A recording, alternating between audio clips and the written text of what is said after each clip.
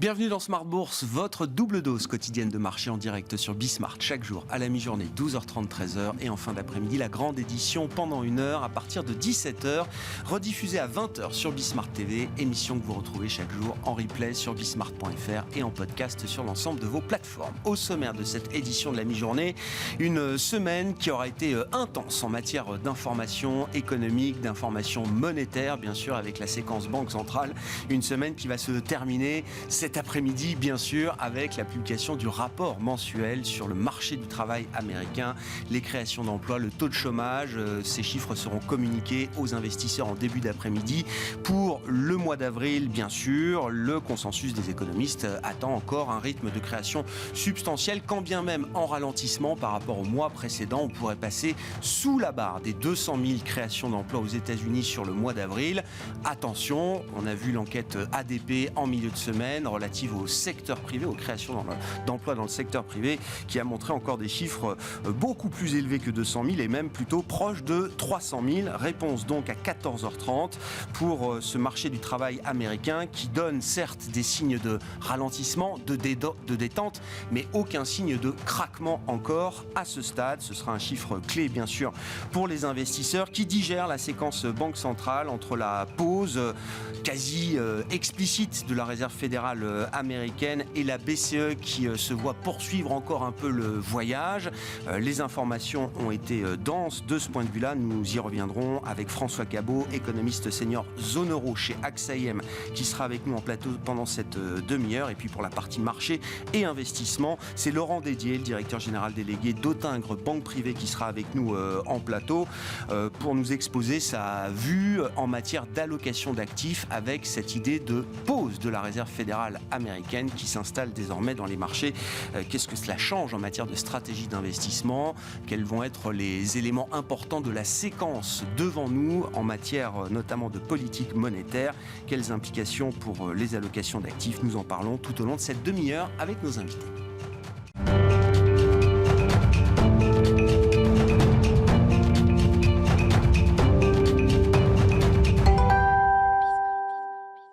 Mais d'abord, quelques éléments d'analyse et les enseignements de la séquence Banque Centrale de la semaine, la Fed en pause et le voyage qui continue pour la Banque Centrale Européenne. Nous en parlons avec François Cabot, économiste senior zone euro chez AXA IM, avec nous en plateau. Bonjour François. Bonjour. Bienvenue, commençons par la Banque Centrale Européenne. Donc, la politique monétaire se transmet avec force, nous dit la BCE, et le voyage va encore continuer un peu. Oui, tout à fait. C'est assez évident à la fois l'enquête sur les resserrements du crédit qui a été dévoilée mardi, avec un resserrement continu entre le 4e trimestre et le 1er trimestre. Donc là-dessus, effectivement, une politique monétaire qui fonctionne bien.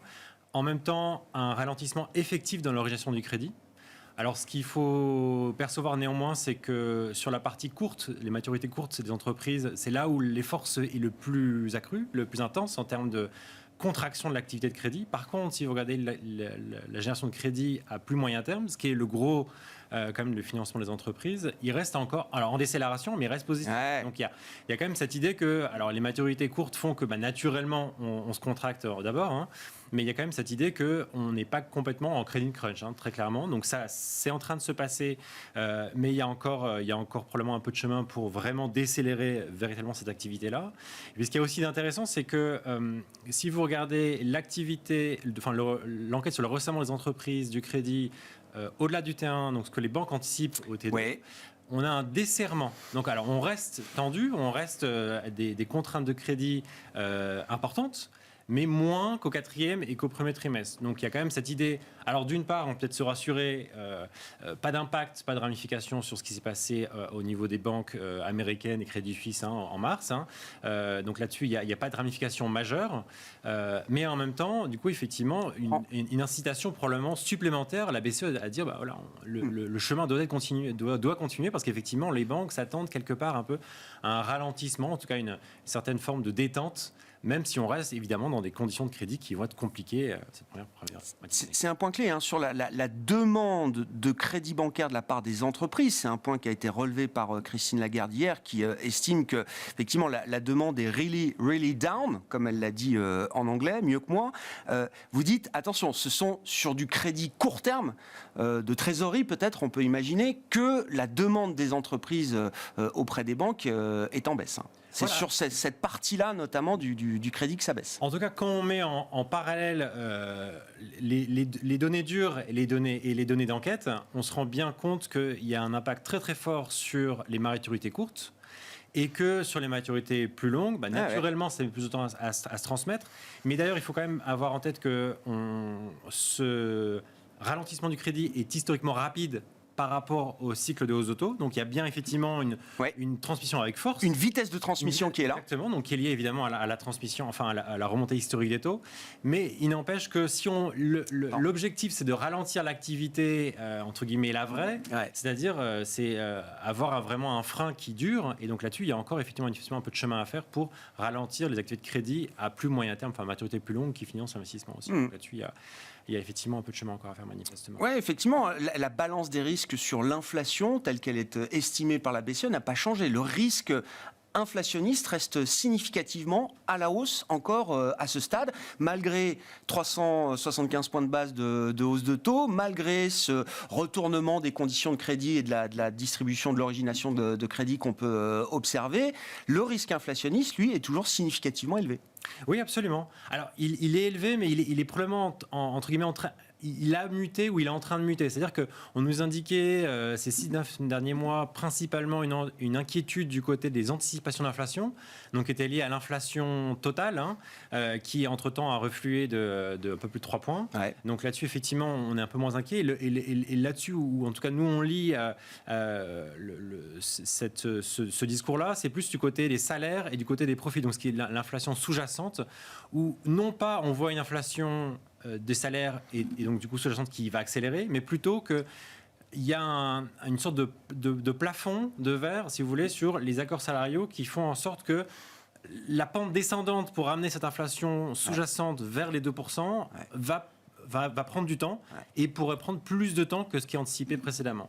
Et donc là-dessus, effectivement, c'est tout le système de négociation salariale qu'on a en Europe et qui est d'ailleurs très différent avec le système américain, qui va probablement donner non pas une inflation plus haute, mais justement plus persistante et qui justifie totalement le fait que la BCE devra en faire plus pendant plus longtemps, même si à moindre rythme. Oui, c'est ça, voilà, exactement. Le passage de 50 à 25 est justifié effectivement par un certain nombre d'éléments. Ça n'enlève rien au fait que des 25 points de base, on en aura peut-être encore combien, François ? Au moins 2 pour nous, donc au moins un taux de terminal à 3,75 qu'on a établi en mars, mais avec très clairement des risques à la hausse, parce qu'on a effectivement une trajectoire d'inflation sous-jacente qui va naviguer entre 5 et 5,3 jusqu'à juillet.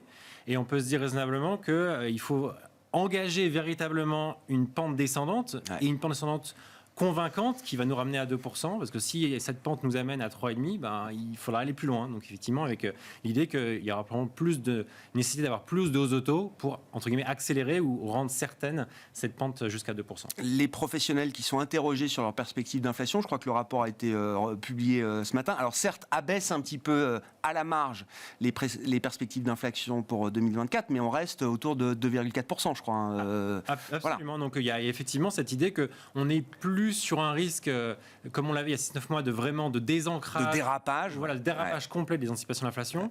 Mais on rend bien compte qu'il y a une sorte de résistance, cette sorte de plafond où on se dit, voilà, l'atterrissage véritablement à 2% pourrait prendre plus de temps et plus compliqué. Donc du coup, a priori, pourrait nécessiter plus de hausse de taux, surtout par rapport à un marché qui, lui, a rallié hier et qui, du coup, maintenant, s'attend encore moins de hausse de taux que là où il était avant le meeting d'hier. Donc, un peu d'ajustement probablement à anticiper de ce côté-là. Qu'est-ce que la politique de bilan peut apporter justement à la BCE dans la lutte contre l'inflation, sachant qu'à partir du mois de juillet, la BCE va arrêter totalement les réinvestissements du programme historique de quantitative easing, l'APP. Ça veut dire qu'en moyenne, on va avoir une baisse de bilan de 27 milliards d'euros par mois. C'est à peu près la moyenne lissée par mois sur les 12 prochains mois à partir du mois de juillet. François, quelle quantité de restrictions ça apporte à la Banque Centrale Européenne aujourd'hui dans la lutte contre l'inflation ? Ça paraît minime, et c'est ce qu'elle a répondu hier à la question, et on est tout à fait d'accord avec cette idée-là, dans la mesure où le stock est l'élément principal de cette affaire quand même. Et donc là-dessus, il y a deux éléments qui pourraient faire réagir les marchés, de mon point de vue, à l'envers, ou en tout cas en risque par rapport à cette idée-là.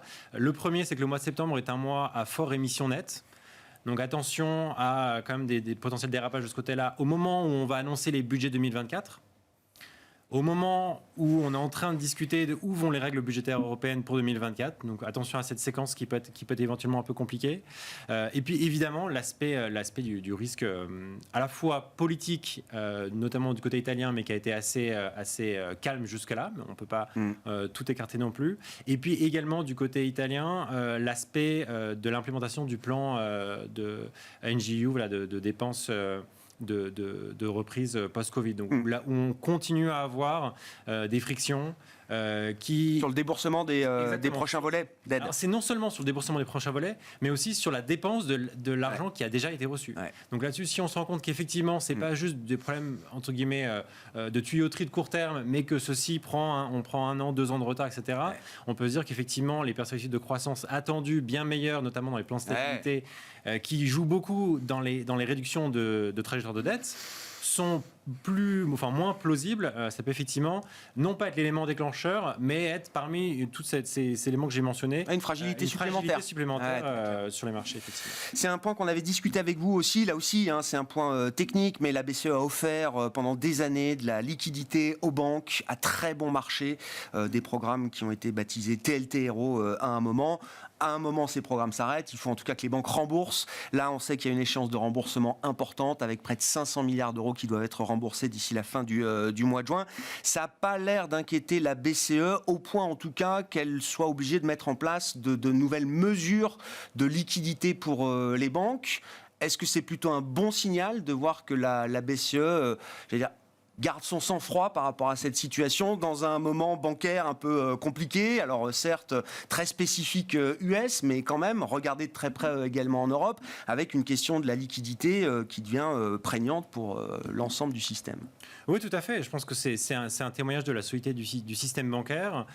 C'est un témoignage de cohérence, c'est-à-dire qu'on cherche à réduire la taille du bilan de la BCE. Donc il y a une partie qui concerne les actifs et les obligations d'État pour principal et crédit dans le cadre de l'APP et du PEPP. Donc on réduit ces achats d'actifs des dernières années et on cherche quelque part aussi à réduire la présence de la BCE sur le financement des banques. Sachant que d'une part, il y a des outils qui sont là, qui ont été très peu utilisés depuis une dizaine d'années, mais qui sont là si nécessaire. Il y a des nouveaux outils qui peuvent être designés si nécessaire en cas de crise. Mais rappelons-nous, si nouvelle opération, celle-ci ne sera pas TLTRO, celle-ci sera LTRO, parce que l'idée, ce n'est pas de subventionner, ou en tout cas de rendre un crédit peu cher, attrayant et à distribuer pour effectivement soutenir l'économie, puisqu'on cherche justement à ralentir l'économie. Oui. Voilà, donc, il faut que le coût de la liquidité soit plus substantiel aujourd'hui. Tout à fait, et puis cohérent avec une politique de bilan qui est effectivement en train de plutôt de se réduire, de se normaliser. Au-delà de la BCE, l'événement de la semaine, et on va continuer d'en parler, c'est quand même la pause signalée quasi explicitement par Jérôme Powell pour la Réserve fédérale américaine. Il a mis en tout cas tout ce qu'il pouvait dans son discours pour ouvrir le plus largement possible la possibilité d'une pause. On verra ce que ça veut dire pour les marchés, les investisseurs dans un instant avec notre prochain invité. Mais pour un économiste, qu'est-ce qu'une pause de la Fed signifie, François ? Non, ça veut dire qu'effectivement la bataille de ce côté-là est derrière nous. C'est-à-dire que l'économie a tenu, tient et va tenir, et n'est néanmoins cohérente avec une inflation qui a décéléré et va continuer à décélérer.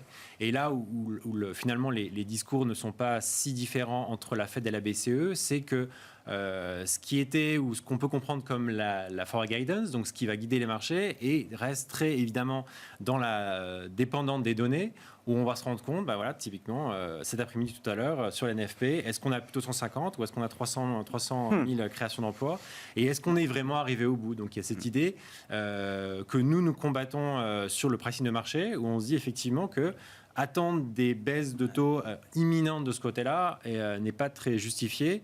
Pour autant, il n'y a pas forcément de raison à attendre, compte tenu du momentum d'activité américain, qu'on a vu quand même décélérer dans les enquêtes ces dernières semaines, et paraît cohérent effectivement avec une décélération de l'activité, de l'inflation sous-jacente, et donc avec la target d'inflation. Donc là-dessus, il y a effectivement quand même le baisse de taux imminente de la part des marchés, ou pour nous qui n'est pas justifiée. Mais, Le marché s'attend à ce qu'il se passe quelque chose dans les prochains mois, d'ici cet été, qui pourrait forcer la Banque centrale américaine à baisser ses taux. Bon, on va continuer cette discussion. Merci en tout cas François Cabot qui était avec nous en plateau pour revenir sur cette séquence Banque centrale, économiste senior zone euro chez AXA IM.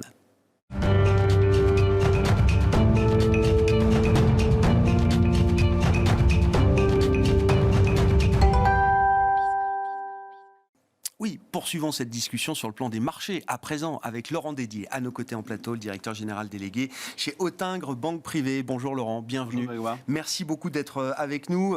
Même question que je posais à François, mais avec la casquette d'investisseur, de stratégiste, d'allocataire d'actifs. Laurent, qu'est-ce qu'une pause de la Fed signifie pour vous? Est-ce que c'est une nouvelle séquence qui s'ouvre en matière de dynamique de marché et donc en matière de construction de portefeuille et d'allocation d'actifs? Clairement, c'est un changement important dans l'allocation. Bien évidemment, après, il va falloir séquencer, entre guillemets, cette question. C'est est-ce que la Fed va enclencher un mouvement différent prochainement ou beaucoup plus tard dans le calendrier? Mais je vais juste donner une statistique.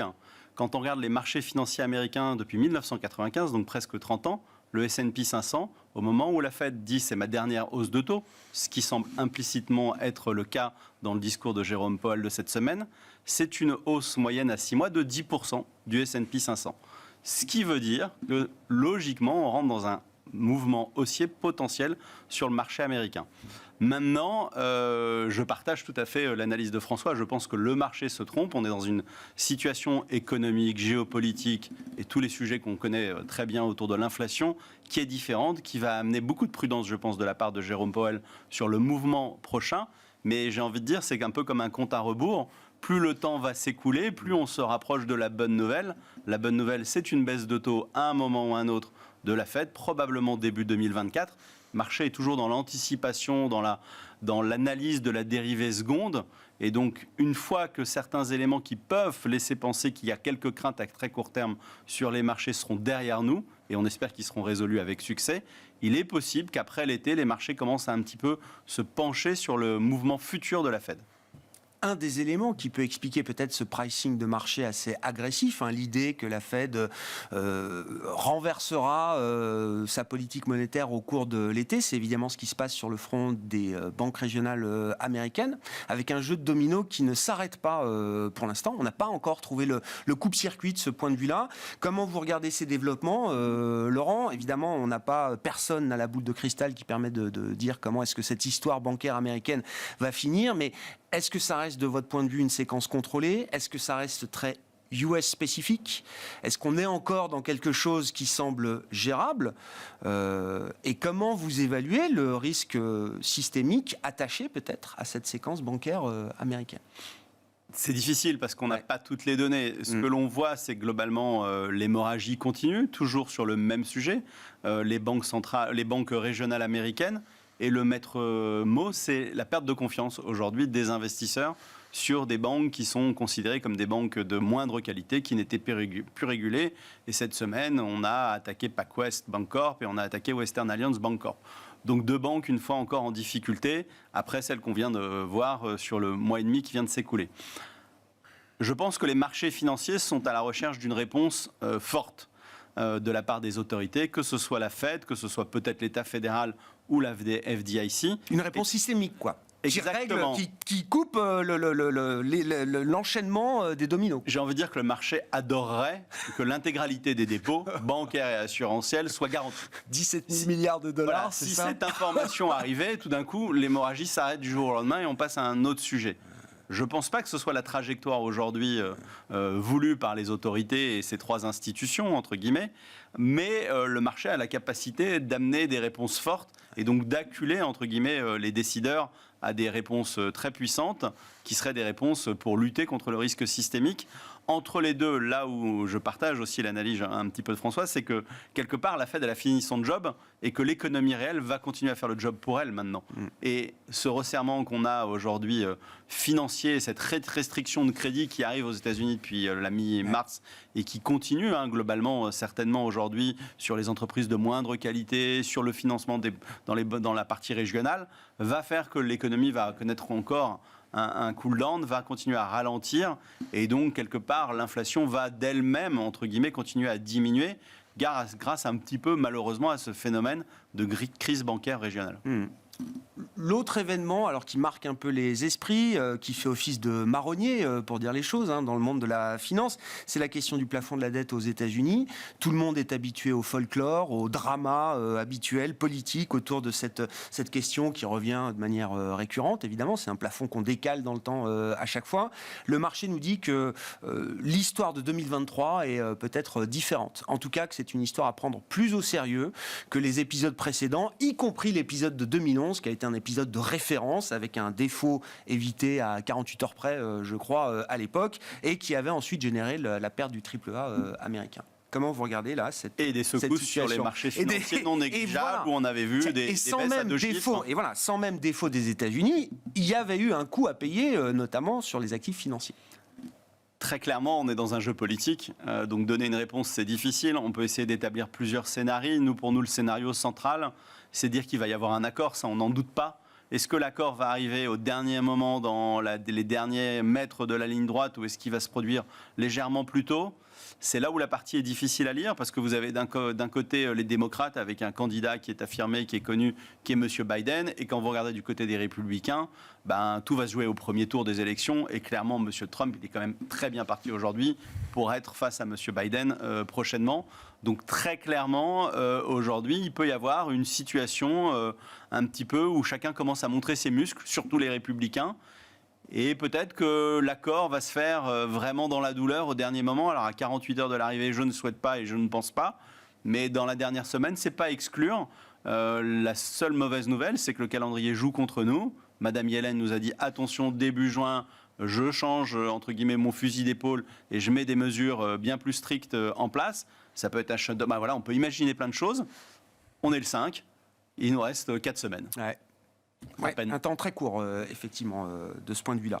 Sur la stratégie d'investissement et les évolutions avec cette pause de la Fed qui s'installe aujourd'hui, enfin qui est prête à s'installer, Laurent, vous dites, en moyenne, le S&P, c'est plus 10% dans les 6 mois qui suivent la dernière hausse de taux de la Fed sur les 30 ans d'historique que vous avez rappelé. Dans votre tête, c'est plus 10 à partir de maintenant, ou c'est d'abord moins 10, moins 15, et puis plus 15, plus 20 ensuite Comment on gère en fait cet intervalle dans une allocation d'actifs avec quand même un risque à un moment de récession douce, dur, j'en sais rien, de l'économie américaine, qui peut chambouler peut-être là aussi un peu les prix de marché. Alors nous ne déciderons pas de savoir si c'était une récession, il y a une institution qui le fera pour nous, mais une récession technique, c'est pas impossible, Q2, Q3 ou Q3, Q4, on verra bien aux États-Unis. Moi, ce que j'observe, la première chose, c'est que les bénéfices des entreprises se portent bien. On démarre le premier trimestre, il y a quelques semaines, avec une anticipation de baisse des profits des entreprises américaines de 6,6%. À avant-hier, on était à 0, ce qui veut dire qu'il y a une réaccélération des profits. Et quand on regarde la trajectoire des profits fin 2023 et fin 2024, on est sur cette même trajectoire haussière. Ce qui veut dire qu'on a quand même un petit peu d'essence dans le moteur, positif, parce que les marchés, ils aiment bien quand même qu'il y ait une trajectoire positive des profits et pas en décroissance. Le deuxième élément, c'est de se dire, OK, on a 2 risques, ils sont identifiés. Il y en a un, je ne sais pas s'il peut déraper, c'est le plafond de la dette. Le second, je pense qu'il est gérable, la crise des banques régionales. Et donc, le marché a déjà un peu pricé ça. Il l'a pricé d'une certaine manière dans le niveau de la parité euro-dollar. Quand le dollar a glissé vers les 1,11 et très légèrement au-dessus ou en dessous, en fonction de comment on le regarde, il y a quelques semaines, ça veut dire que le marché avait pricé pas mal de négativisme, entre guillemets, sur l'économie américaine et sur les risques. On voit qu'il est autour de 1,10 assez solide aujourd'hui. Ça ne veut pas dire qu'il ne peut pas avoir une trajectoire différente parce que le mouvement des taux de la BCE est différent de celui de la Fed. Donc peut-être qu'on peut repricer un euro plus fort prochainement, en deuxième partie d'année.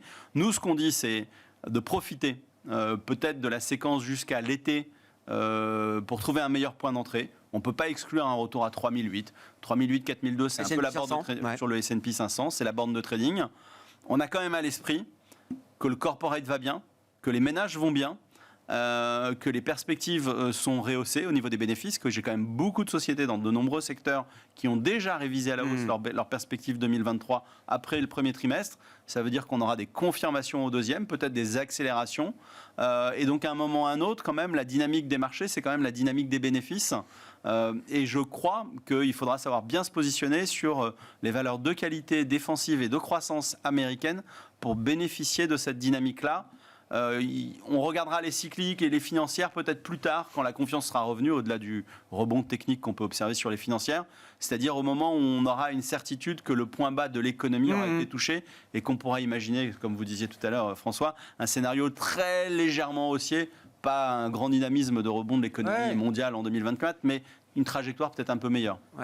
Ouais, une année 2024 qui sera peut-être nettoyée de toutes les scories Covid, post-Covid, etc., avec une forme peut-être un peu plus normale. Que ce soit la première année sans un choc. Oui, c'est ça. Et la repondération à venir des États-Unis se fera au détriment de l'Europe. C'est ce qu'il faut comprendre, Laurent, à un moment. Alors, à cet arbitrage. Peut-être que ça peut se faire au détriment d'autres classes d'actifs. Alors la classe d'actifs alternatifs aujourd'hui ne nous intéresse que modestement, si ce n'est plus du tout, parce que vous avez des taux sans risque à 5% plus aux États-Unis, à 3% plus en Europe, et ça va continuer de grimper. Donc pourquoi aller chercher des gens qui vont vous générer potentiellement de la volatilité? Donc quelque part, ça, on est en train de l'exclure des portefeuilles pour ne plus en avoir ou quasiment plus dans les prochains mois. La question qui peut se poser, c'est que nous, on a reneutralisé notre position sur les marchés obligataires au sens large. Alors j'ai envie de dire, le message de la Fed peut nous amener à réfléchir différemment sur la partie crédit américain, parce que quelque part le mouvement est terminé et donc peut-être qu'il y a un intérêt à être sur la partie courte, sur du portage, sur l'investment grade. Donc ça, c'est pas inintéressant. À yield, il faudrait que ce soit un peu plus séduisant. Il faudrait un peu de volatilité, un écartement des spreads.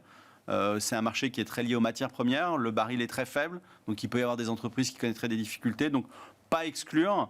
On n'a pas envie de désensibiliser l'Europe aujourd'hui. Pourquoi ? Parce que l'Europe, c'est quand même l'économie la plus internationale.